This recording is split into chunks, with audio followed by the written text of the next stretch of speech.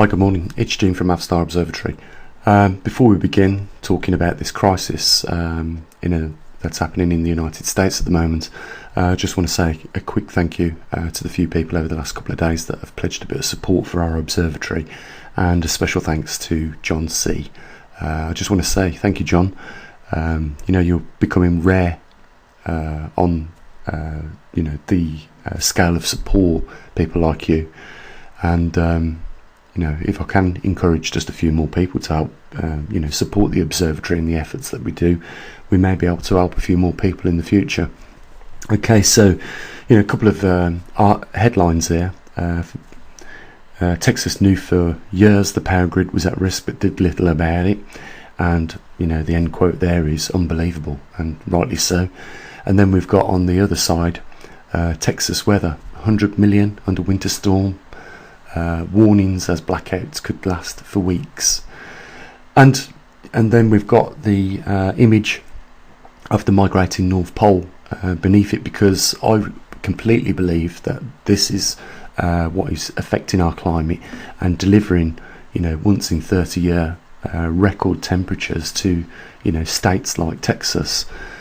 For the last 6 years on this channel, we've been telling people to take out a little bit of insurance for their family in the forms of, getting a bug out bag together and just a little bit of food supplies that would last them at least 3 months. If, everybody did this, there wouldn't be so much of a crisis taking place right now as there is in Texas. They would have the means to feed themselves, the means to produce water. They would have temporary accommodations. They would have, some basic medical equipment, etc., etc. It is probably something that would cost you $400 and would be an insurance policy that you only paid once and would last tens of years. And if ever you woke up one morning in a crisis like what has happened in Texas right now, you would hit the road running and you would be the hero of your family. We can't rely on modern technological infrastructures and, technology. It simply is going to keep letting us down, as we've seen here in this case. It doesn't just have to be, record low temperatures and, these Arctic temperatures delivering Arctic climates to continents like this. It can be tsunamis. It can be earthquakes. All these things can trigger, catastrophes, and it's not like they're unheard of. We hear about these every year. Big earthquakes causing catastrophes. Tsunamis. Not so often as earthquakes, but yeah, we do hear about tsunamis like the one in China, Sinatra, which devastated hundreds of thousands of people's lives. We're seeing floods, droughts, crop destruction, all as a result, in my belief, solely down to the magnetic poles reversing on this planet, and in turn changing the jet streams. I mean, the climatologists that are covering these stories in the United States are all blaming it on low-hanging jet streams. We've been talking about this for years on this channel. I mean, come on, guys, let's face it. We're now over 100 years into a magnetic reversal, which could be a completed magnetic reversal. We don't know at this point in time. We just know that it's well overdue by 500,000 years, and we're in the midst of it. It's no coincidence that in the last 20 odd years we've seen dramatic changes to the jet streams, which has caused such devastating effects. But we're more reliant now in the last 20 years on technology and the infrastructure that supports cities than we ever have been, and as we can see now, we are being let down by them. Over here in the UK, we've got these green alternative sources of producing power: wind turbines, solar fields, and in the States it's the same thing. But what's happened recently over the last few weeks is we've had to call de-icers in to get the ice off the wind turbine blades to prevent the ice building up to the point where it breaks the blades, or just to simply get them running. At the moment, we are producing electricity to feed the heated blades in order to prevent ice on some of them building up, and they're not being used, so they are actually consuming electricity, as opposed to what they're supposed to do is produce electricity for the grid. And obviously solar panels are not going to be able to produce any energy if no sunlight is able to penetrate through the snow and ice to get to the photovoltaic cells. So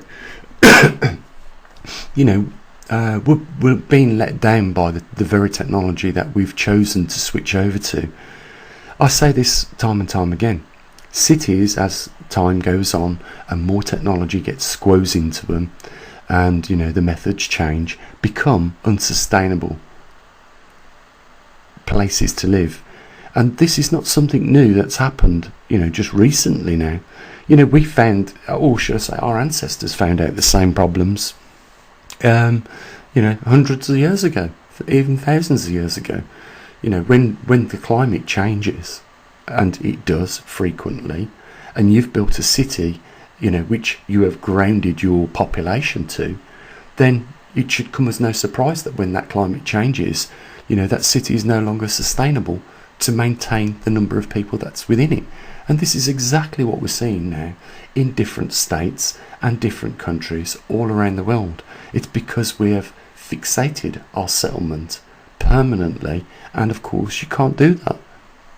Most of the species on this planet are migratory, and that means also ourselves. If you look back to the the Native Americans that lived on the continent before, it was populated by other countries, you will note that they used to regularly migrate, not just because the cattle that they was moving with them needed, access to food, and that meant that they had to migrate from one part to the other, but also it was more sustainable to do that, to support that community. So it was a mobile community, and we're not mobile communities anymore. So there are lessons to be learned here. You can't go pointing your finger at people that you shouldn't have put trust in the first place. And I'm talking about the politicians, because they knew there was a problem with the grid and it was at risk, but did little about it. We know they do very little about these things. And, you're only, when you get the announcement of a big major problem is when the major problem has just occurred. There is no heads up about this, other than what you might get off, of course, alternative media sources like ours. And when I say that this is not an isolated incident, this is something we're going to see more of, and therefore we need to adapt to, the changing environment. We can't expect, like we have done, the environment to change to us. It's taking nature to war, and you're going to lose. So, there's 100 million people right now, which is nothing short of a catastrophe. And it could be weeks before they get their power back on, and they're stranded. On top of that, with the pandemic, it couldn't come at any worse a time. With the failing grid system, the failing technology, and the lack of individuals taking it upon themselves to look after themselves in certain situations like this, we're going to see this happen a lot more. And this sort of thing can very quickly escalate into a massive problem that can spread to other states of America and indeed other parts of the world. So here's a heads up. And I've got to mention this. There's a lot of channels like mine, as you probably know. Some of them produce a lot better content than mine. Mine is, I'm more concentrating on just really getting the facts to people, the important facts. And I'm not so interested in producing a Hollywood scene, movie or video for you. I know that it would attract more subscribers. But at the end of the day, what I am seeing on a lot of the other platforms on YouTube, the other channels, is a lot of talk about grow your own food. Well, if you was in Texas now and you was growing your own food, how do you think that would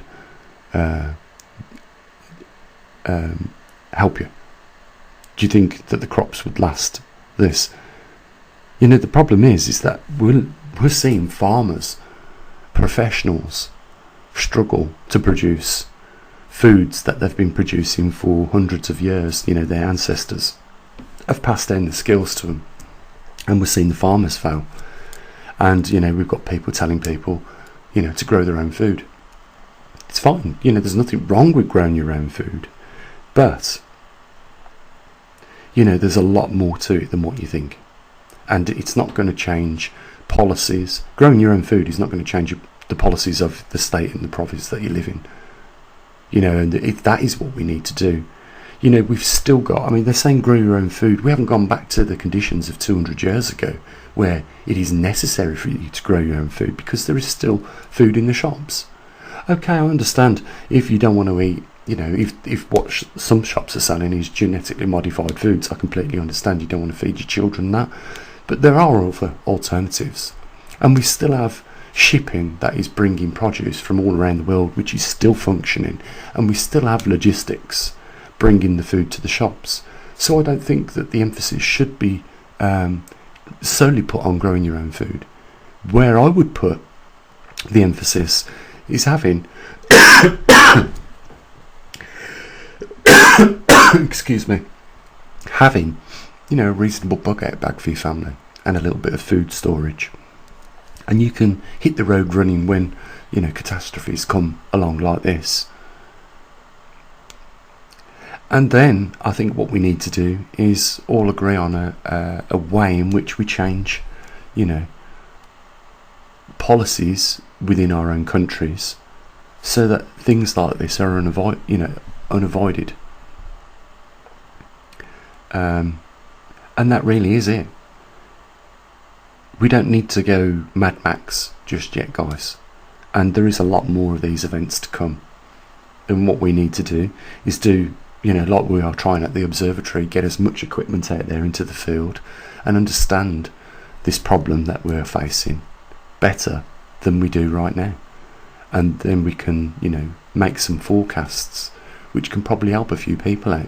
Some people in the comments section, I know we've had a few new subscribers, have said what is the worst case scenario for the magnetic pole reversal. And the truth is, we don't really know.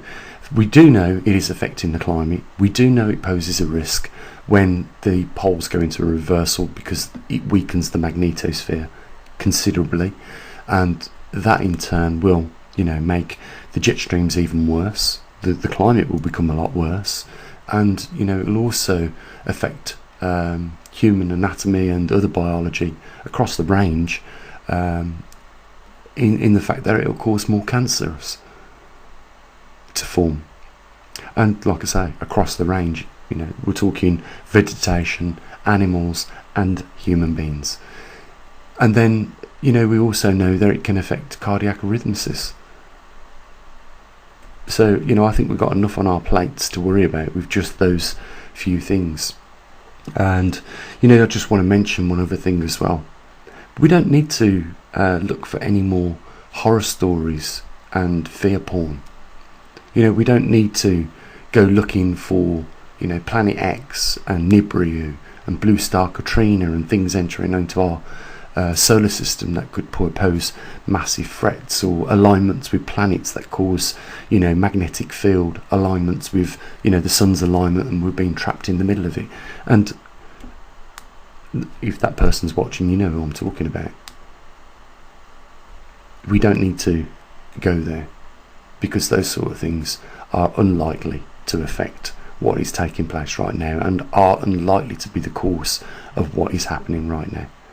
We've got enough on our hands with the real event that is taking place, the big anomaly, which is the magnetic pole reversal, which is affecting the climate on our planet. We don't need to add to that any more horror stories. We just need to better equip ourselves and position ourselves in a situation where we can ride this out in some reasonable fashion. And you know, with that, guys, I'll leave you with those thoughts, my bottom line here is, this isn't going to be an isolated event, and the events that could follow could not just be sub-zero temperatures. It could be increased droughts and extreme Sahara-like weather in cities like this, and then we've got earthquakes, tsunamis, and everything else. Bottom line is, a bug out bag will keep you and your family safe and in a lot better position than what we're seeing right now, some of these people in. So my heart goes out to all of those. I hope that this situation recovers quickly for you and you get back to your normal daily lives. And if I can just briefly mention, there is a link down there in our description where you can help support what we do at the observatory. We've already hit the road running this year. We're getting equipment out there in the field. There is something I want to bring to your attention over the next few days. Already, in the short period of time that we've had a muon detector out in Canada, we are starting to see some alarming results, which I'll bring to you in a few days' time. So with that, links down there if you want to support what we do. And guys, you be safe and look after your loved ones. As always, bye for now.